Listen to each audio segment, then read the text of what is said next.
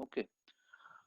So very good afternoon to all of you. So what we have discussed in the last class, the diagnostic block, will continue the same discussion, going back a little bit.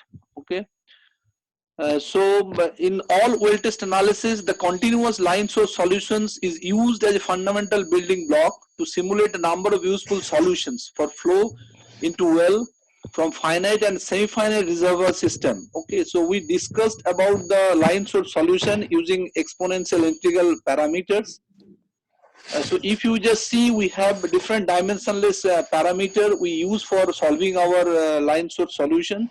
So this is dimensionless radius, whereas dimensionless pressure and dimensionless your time also use to solve our exponential integral solution. So depending on the value of your R and T, we have seen that when the X value, if this within this value is X considered to be X, so X value if it is 0.01, then we have to use the logarithmic approximation for solving our pressure.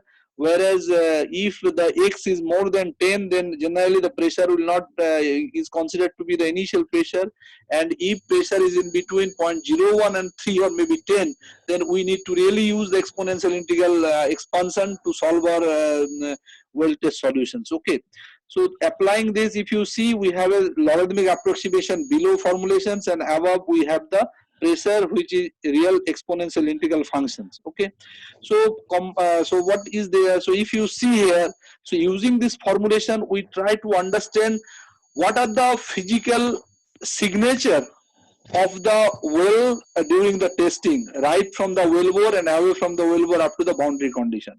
So if you just go through flow of fluid in the reservoir flow in different ways at different times, this is often a function of the shape and size of the reservoir. Okay, so that means what, if you remember, we discussed about the storativity and transmissivity. So two parameters are actually really important to give the pressure response.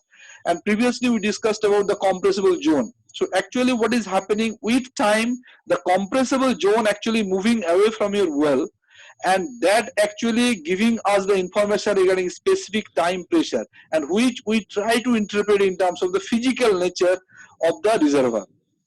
So early time generally is dominated by our two important domain, which is wellbore storage effect and the skin effect.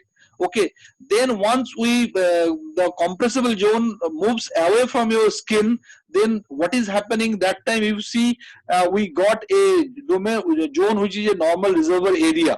So this part in subsequent class we'll discuss further what are the different types of reservoir domain we may encounter and how the graph should be. It is not always very derivative slope 0 or maybe the very slope. It may change also depending on the normal reservoir section.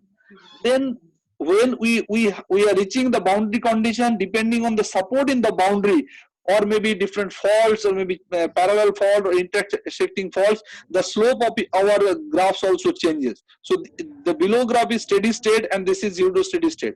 So in conventional way, what we used initially, we use our pressure versus time, and the time parameters are of different nature. Okay, the time means the x-axis we plot either normal time or the elapsed time, or sometimes we use the MDH plot, or maybe sometimes we use particularly the your Horner time. So that's why we try to get a straight line domain.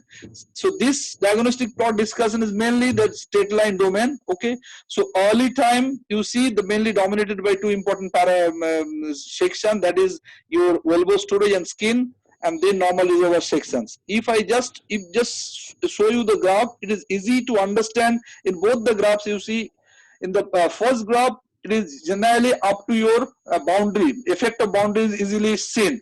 Whereas in second graph, you see only after the radial flow, the boundary part has not been recorded, or maybe the time of the study is such that it has not been reached up to that point. Okay, so early time region. Then if I just show you the middle time region is a reservoir will ordinarily be infinitely acting. That means what is happening, whatever production we are taking throughout our well head, so that amount of Q is supported by the compressible zone in an normal way. Normal way means it is not actually deviating the pressure. That means whatever the production is proportional to the support from the compressible zone within the reservoir. That's why you see the derivative plot is zero slope. That means it appears to you the compressible zone or the transient zone is still moving. It has not yet reached up to the boundary. And late time region means the effect dominate curve shapes. The types of boundaries that may affect the pressure response include ceiling, falls, closed reservoir. That maybe subsequent class we will discuss in further detail what are the happening. So if you see the graph here you see you have a closed circular when the graph is going up, but when it's going down or maybe going up, it may be support is not that way very good, but when it is going down, that means you have added up your material into the system, or maybe you can say strong support is there, steady state behavior. So what is the mean by steady state, semi-steady state, unsteady state? That means the volumetric behavior, whatever we are producing, if this part has been considered to be a tank, that means in case of initial part, if you see the volumetric behavior is defined as the pressure response time is dominated by wellbore reservoir or part of the reservoir acting like uniform pressure tank with fluids entering or leaving the tank. Okay, so that means what is considered, if it is considered to be a tank without any support, that means the behavior of the pressure should be just depending on the support system. So once if you see in the early wellbore storage effect, we have a slope, and whereas below the pseudostate domain also we have a slope of unit slope. So what is the meaning of it? Meaning means when we are getting a flow from the wellbore, that means the whatever production we are taking, the compressible zone is still within the wellbore. That's why the evacuation or the production we are taking with the help of Q, that is supported by the only wellbore. There is no support from any fluid entry into our sand face or in the perforation. That's why that means you see it is one slope. When it is moving away from one slope, that means the support system is still, that means the compressible zone has now moved from wellbore to the sand face. Whereas similarly in this case also, okay, so if you see here, pseudo-steady state is in the closed reservoir during constant rate production. If you are taking constant rate production, you see the slope is again 1. Okay, so in this case the reservoir is tank, the whole reservoir pressure is changing at the same rate throughout. It is not the same all at the point, and fluid is leaving the reservoir through the producing well. So what the whole reservoir is considered to be a tank, and there is a closed boundary. That means no support is there. That's why we are taking out the production from the whole reservoir. That's why it is going to a unit slope. Okay, so the reservoir may behave like a tank with recharge. So recharge means depending on the recharge, your slope will change. Okay, that may be recharge may be partial, recharge may be full, recharge may not may be equal to an infinite domain. So depending on that, your graph shape may be moving like this, or maybe following the same line, or maybe it is going like this. Okay, so that is giving us certain information around the your support system existing into the into your reservoir. So now in two case. So just if you see wherever we are discussing the solution of our pressure with the help of the exponential integral function or maybe logarithmic approximation function, always you see there is a P functions and others are the parameters which are related to reservoir parameter. So in this case, you see there is no reservoir parameters here, only the fluid part. Okay, so the equations modeling wellbore storage effect is del P is proportional to the only you see the Q rate and the fluid part. Okay, so that means once you are trying, so if you wanted to get the C value, you just reorganize your parameters and will get it. So no, that means what, it is only supported or it is only related to the expansion of the fluid which is stored inside your wellbore. Whereas in the second case, the equations modeling pseudo-steady state flow in the cylindrical drainage area reservoir, you see this is del P, and this what is considered to be all your reservoir parameters as well as your flow rate. Okay, so your external radius, wellbore radius, then you have a skin here, then all the parameters which are related to fluid and the total compressibility, porosity. So that is what is our pseudo-steady state domain of the production. Okay, so the general form is del P, that means Y equal to mx plus C. if you just consider, that means what? We try to get a straight line domain by changing our different formulations to understand is it a homogeneous domain or it is an inhomogeneous domain. So derivative plot, so what now in most of the cases, what we do for the diagnostic plot, we plot both the pressure versus time as well as derivative versus time, so that we try to understand what is the type of flow occurring into that particular domain of a reservoir. So the implication is that the derivative plot will have unit slope on log coordinates, and the pressure change plot will approach unity at long times when BV, bulk volume, is not equal to 0. So in left side, if you see Welbo storage, BV is 0, bulk volume, and the derivative, the pressure change plot lie on the top of the one another. So in Welbo storage effect, the slope of both the graphs, the pressure change as well as derivative plot, will follow the same. Whereas the pseudo steady state, it is generally not followed. So if just if you see the earlier plot, you can easily understand. So here you see both in Welbo storage effect, both the curve having the same slope and they are overlapping in unit slope, whereas this domain is pseudo steady domain, whereas the derivative plot is not matching. Okay, so what is radial flow? If you just visualize, radial flow is flow into a vertical well after Welbo storage distortion, or you can say skin part has been, the transient has moved away from the skin, has changed, and before boundary effect. So this is considered to be radial flow. That means our perforations are there and the flow is throughout your reservoir, right from the skin to your boundary, up to your boundary effect. That is considered to be radial flow. Hydraulically fracture well after the transient has moved well beyond the tips of the fracture. So that part maybe in the subsequent class we will discuss. So once you have a hydraulically fracture well, so initially you may have a fracture flow, linear flow, then you may expect a bilinear flow, then you may expect an elliptical flow, then after sometimes you may expect to get a radial flow. So that specific part we will discuss in further subsequent discussion also. Okay, so then radial flow is considered to be once the transient has moved well beyond the tips of the fracture.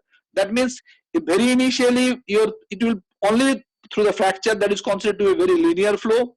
Then it will be moving to a bilinear flow. That means the fracture as well as the matrix will contribute to the flow. Then slowly it will be an elliptical flow. Okay, ellipse sort of things flow.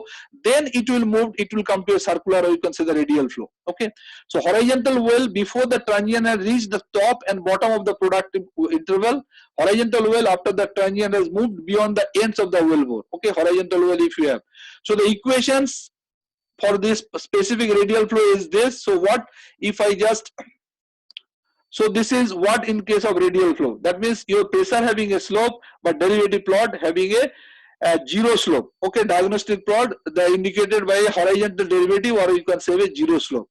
So what is the meaning of it? That means the transient or maybe compressible zone has come to a point, or maybe an area or a reservoir area where the Q is supported completely by the area. That means that the storativity and transmissivity of that compressible zone is very good or homogeneous, so that the production rate Q at that specific time of the well is supported very well. That's why you are getting a derivative slope is very zero.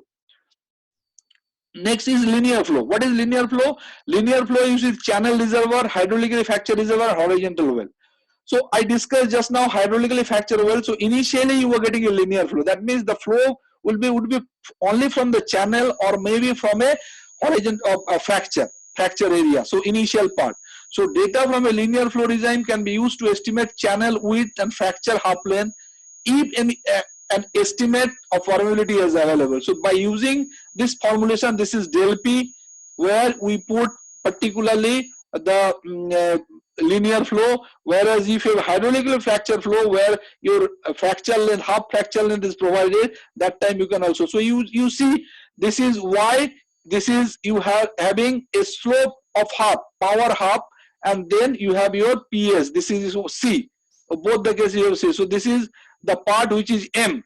Okay, and this part is your time domain is considered to be your y-axis. So y X, this is the X part, so X, Y equal to mx plus c. So in both the cases we generally use, and that is the general form we use, half time axis having half power. That means when you plot it and once in the logarithmic term you can get a half slope. Okay, so if you divide this graph with the logarithmic expansion, you can see log x and log x, log y, x plus log c. Okay, so linear flow on the diagnostic plot is indicated when a derivative follow a half slope line. That is a line that moves up vertically by one log cycle for each 2 cycles of horizontal movement, so that you can easily understand. So this is 2 log cycle, this is half log cycle, so half slope. Okay, so the pressure change may or may not also follow a half slope line in the hydraulically fractured well, and the pressure change will follow a half slope line unless the fracture is damaged. Okay, so that means you can understand the 2 lines. So sometimes pressure change in undamaged fracture well, and this is your damage fractured well, so it may not follow sometimes. Okay, so this is half slope, so it may follow, it may not follow that, and on the basis of your graph you need to understand what is the wellbore surrounding and by which your flow is occurring. So now once the flow has been through the channel or maybe for hydraulic fracture domain, then what is happening, the matrix will support. Okay, so bilinear flow, actually what bilinear flow is, 2 things, one flow through the fracture and another flow through the matrix, so that is considered to be a bilinear flow.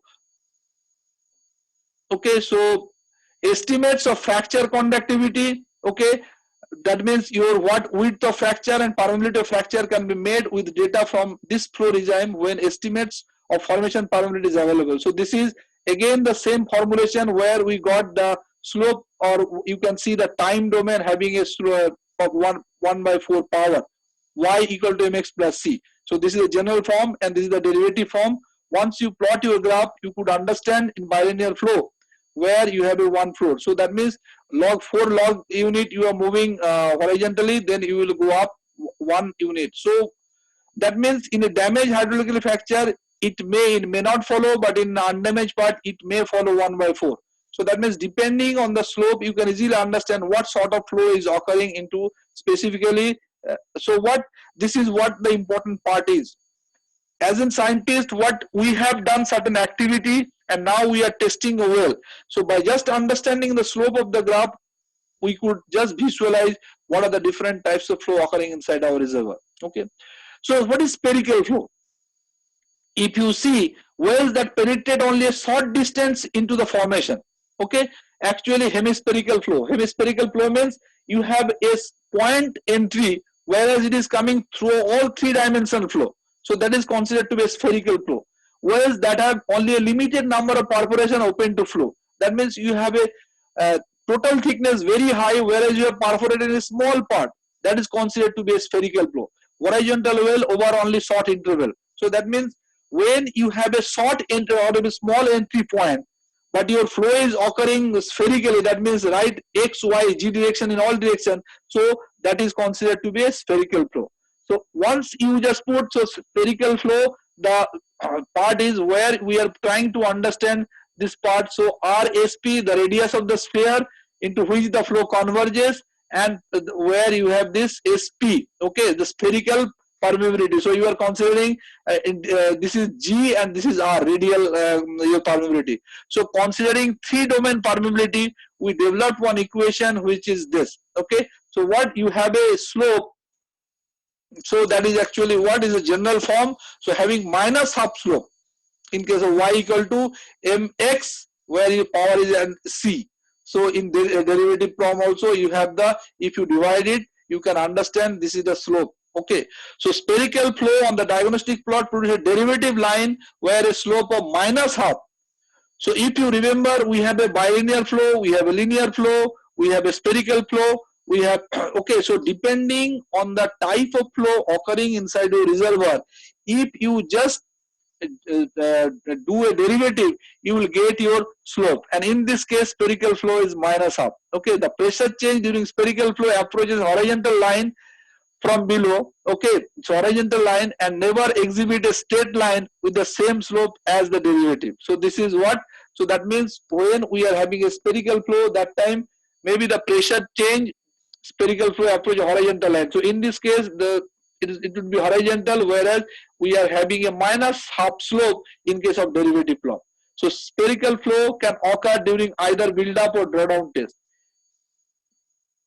So if I sum up all the flows in a straight line domain, so you can understand this this graph very precisely. Okay, so in initial case we discussed when we have a slope 1, that time it is considered to be a volumetric flow, and that is occurring only into the wellbore when the wellbore strictly the compressible zone is in the wellbore domain. That means no sand face encounter any flow from our reservoir. Okay, so that is called. But when it is moving, so that means you see from this point to this point we have positive slope and then we have a negative slope. That means this is considered to be a skin domain up to this part. Okay, so this is what you see. Wellbore storage is considered to be one slope. At early time, the unit slope line for both derivative and pressure change indicating wellbore storage effect. Okay, and it will pass to the origin. Now further section we will discuss if it is not passing through the origin or it is going below or above, that means your it is not strictly of wellbore storage effect. You may have some other parameters which is affecting your slope into the early domain.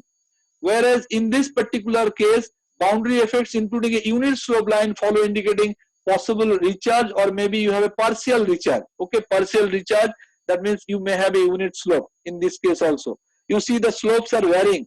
So that means depending on your support system, the slope generally if it is 1, but in many cases it may not follow the 1 value. Okay, so now in this specific case you have a spherical flow. What is this case? If you have having a, or if you just try to understand this part and this part both together. So initial part we have a positive slope and then we have a negative slope. So why it is a positive slope? If you consider a skin having damaged area, then actually we got a we discussed about it in our type curve. There is a one graph in derivative which is a no skin. Above the part is damaged and below the part is undamaged area. So this area actually, this area having what is the meaning of this positive and negative slope? That means in this case we are getting a support system and it is a spherical flow. So the second case, that means this part we have the restriction. Restriction means what? Restriction in any form is giving you a minus slope. That means your compressible zone has in this area where early flow, near flow and far flow is not same. So that's why it is giving you a negative slope. Okay, indicating possible spherical flow followed by an horizontal derivative indicating infinite acting radius. So in this case we have restriction. Okay, in this case we are little bit support, because up to this we are consider this is strictly a wellbore storage effect, but wellbore storage effect, some part of the wellbore storage effect will still continue 1.5 log unit after that moving out of this graph from the unit line. So that means wellbore storage, so this is partial support. So and this same thing we'll see here also, depending on the support system exists. If no support, it will be a one slope. If we have some support, that may vary. That means the partial support system may vary the slope of the graph. We will discuss maybe in the subsequent class of this. Okay. So then we are getting a negative slope. That means we got the restriction. Restriction means here why this part and this part, why is the difference? Because in this case we are reaching towards maximum skin, then again we are getting support. That means the compressible zone is now moving into a domain where early part is a little bit less more flow, whereas in the late time we have a less flow. Whereas in this case the sand face is now encountering the flow. Okay, that's why we have the early part is less flow, whereas the later time it is more flow, because now the flow is encountered by the sand face. So this is what is the positive slope 1. Then we have a slope which is considered to be negative. That means we have a restriction. Then we are entering into a domain which is the normal reservoir. So this part we will discuss in subsequent section, is not always a straight line, because in this case we are considering this part is considered to be homogeneous reservoir. Okay, that's why it is a straight line. What is the cause behind it? Because we discussed, when the compressible zone actually moves away from the skin, we are considering a homogeneous reservoir. That means there is no variation in the pressure due to the flow. Okay, or maybe the flow, the storativity and the transmissivity of that area is homogeneous in nature, so that whatever production we are taking on the well, that is supported by that area. So if you remember, the earlier part has compressible zone, before part generally don't take part into the pressure response, and beyond a certain part which is not even taken part into the flow, that part is not even considered or that is not even affected your pressure behavior or pressure change into the reservoir. So that's why this is what is there in the straight line domain. Okay, so if you just see here, this part we got a change here, then here we got a, okay, so now many things are here. Now if the graph is going straight, if the graph is going here, okay, so if you see this case and straight line and is going below, if I just go back into a graph of your support system earlier,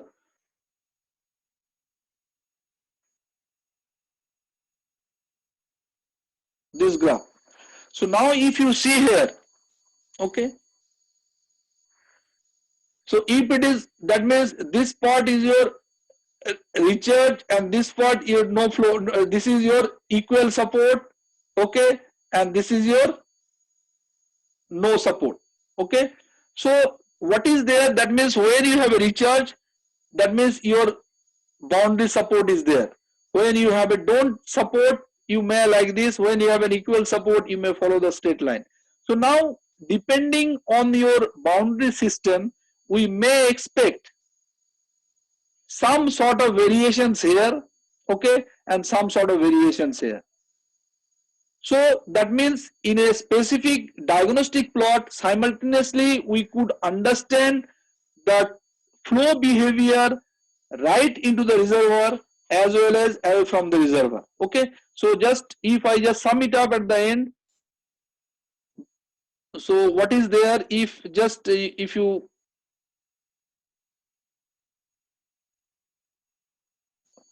so that means in a diagnostic plot what we do, initially we discussed about different conventional plot where we plot either pressure versus time, del P versus time, sometimes del P versus elapsed time, sometimes we plot semi-log plot, sometimes we plot log plot, and try to understand the straight line domain to identify the flow regime or type of flow occurring inside our reservoir. So what is the advantage of diagnostic plot? What if you just arrange your time axis as well as your pressure axis in terms of del P and pressure derivative with the time, then you will try to get certain area of straight line domain. So that is actually giving you some idea about the flow inside your reservoir. So initial part, now in each and every case, now what, this is a very ideal situations we are discussing about and trying to understand what type of flow occurring inside our reservoir. But in most of the cases it may not be an ideal situation, and we may not record the data continuously right from the beginning to the end. We may have a sporadic information, we may have some part distorted information, or maybe we are losing some information due to some activity into the well. So that's why what is there, by understanding the domain or type, sometimes we may not get the straight line domain, because what we consider here, we are considering the flow in a specific pattern. That means depending on the type of fluid present or what are the rate we are taking out, it will follow a specific line. That means expansion of the fluid support system, or maybe if it is an injection well, or if you have a stimulated well at hydrofracturing, that means immediately the fracture is so big or so thick, big fracture, so immediately it is giving you support. So injection well maybe. So that's why it may not follow a straight line, or it may follow a straight line, but it will not pass to the origin. So that time you may have to interpret the early part, what is happening in the early domain. So this is how we need to understand it very rightly. So it is an ideal graph where how the deviations is occurring due to different problems into the early time also. So now the skin part, you may have this graph, but you know you have used somewhere a gravel pack, or you may have a partial penetration, you may have a deviated well or inclined well, where, or you may have a choked perforation or some depositions occur. So that time what you need to understand, the real cause of this skin, it may not be always the skin which we generally, or which is generally developed due to the damaged area around the elbow. So it is not always damage, it may be for different reason, and we have discussed that. And if you know you have a gravel pack also maybe. So that's why depending on your situation, depending on the well bore area or whatever the activity you have done, so it is not always very straightforward interpretation of a specific graph. So that's why whenever you are working for a specific data, you must aware what are the situations, how this specific data has been acquired, what is the time domain, what is the activity, for what specific purpose this specific test has been conducted. Okay, so now in the second part, when we are getting this particular slope, minus upslope in a possible spherical flow. So why this spherical flow? Spherical flow is what we generally encounter certain restriction. So what sort of restriction? That means we may have partial penetration, we may have a very thick page zone, but we have perforated a small part of it, that may occur. So now in this case, we may not get a straight line in every cases. This may vary, and we will discuss in. So this may not be a straight line. Let's say very simple situation. After that, once you skin, you got a parallel fault. You may have a fault. You may have a parallel faults where the well is very close to one fault, whereas it is away from another fault. Okay, or maybe you are having a closed fault, or maybe sealing fault in one side, whereas two other side faults are semi-sealing. So that time this graph shape will not be a very straight line. So you may get a different slope here. Let's say we discussed about the fracture. That means fracture means, let's say fractures having different dimensions, they are different conductivity. Okay, so that time this graph will change. Okay, so this what we will discuss in subsequent classes also. Now in this part was boundary effect. So once we consider this area, so what, it's a continuous process of evaluation with time, how you are trying to understand how the flow is occurring in subsequent section depending on your flow behavior. Okay, so that flow behavior is responding to your pressure graph, and we are trying to understand the pressure graph in terms of the physical nature. So once you have the boundary, so this is a boundary where you have recharge is expected. Okay, so in this case also you have a flow, here also you have a flow.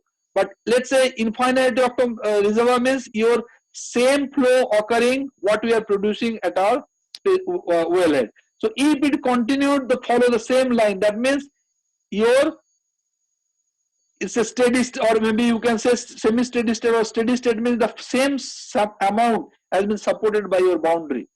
And if it is coming like this, that means you have a steady state. Steady state means you are getting your support, no support system, your pressure is actually decreasing. Okay, so that is how each and every case we try to understand our specific diagnostic area of flow pattern of our graph, and from that we try to understand the physical nature of the specific reservoir. Okay, so that is how communications, everything we could understand just analyzing our